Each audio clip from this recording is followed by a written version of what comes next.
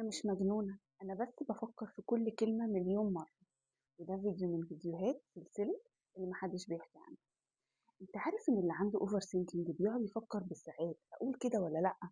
طب أنا ليه قُلت الكلمة دي؟ طب لو حصل كذا أتصرّف إزاي؟ طب لو ما حصلش اللي نِفْسي فيه أعمل إيه؟ ويقعد يفكّر بالساعات، يفكّر بالساعات جوّه دايرة ما يعرفش يخرج منها ولا حتى يخطّي خطوة واحدة.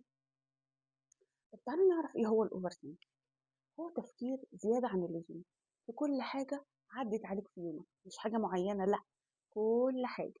ومش بس كده، انت هتتوقع الأسوأ وهتفضل تحلل كلام وتصرفات كل اللي حواليك. مش هتحللها قد كده، لأ، هتحللها قد كده. هتعيش في الماضي وهتعيش في المستقبل، مش هتعرف تعيش في الحاضر. طب يا ترى الناس اللي عندها اوفر ثينكينج دي بتحس بإيه؟ الناس دي بتحس بتوتر على الفاضية وعلى المليان، تعب نفسي من كل حاجة حواليهم. حتى النوم ما بيقدروش يناموا، ولو ناموا يفضل مخهم شغال في كل حاجة حصلت. مفيش قرار واحد يوحد ربنا قادرين ياخدوا. طب يا ترى الناس دي عايشة ازاي؟ الناس دي في مجهود ذهني كبير جدا مبذول على كل حاجة، حتى الحاجات بالنسبة للناس العادية تافهة ولا تذكر، هما بيقعدوا يفكروا فيها كتير جدا. الناس دي بتضحك وبتهزر وبتخرج وبتتكلم، بس من جواها بيبقى في دوشة كبيرة قوي في دماغهم. الناس دي يبان لك انها واثقة في نفسها جدا، بس هما من جواهم منهارين من كتر ما الشك بياكل فيهم.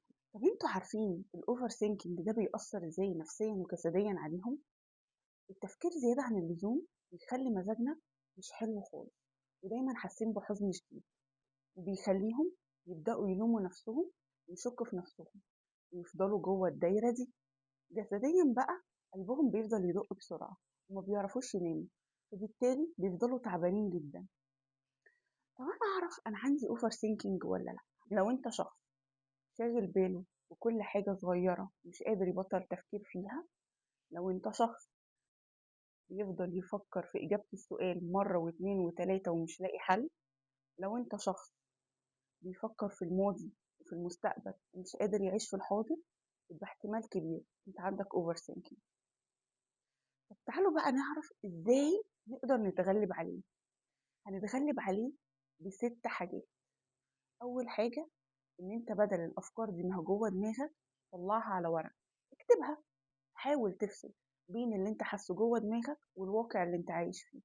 افضل قول ده جوه دماغي بس، مش حاسس بيه، ده مش واقع. مرة بنفسك إن أنت تقول لأ، أنا مش هفكر دلوقتي، أنا هفكر فيها بعدين.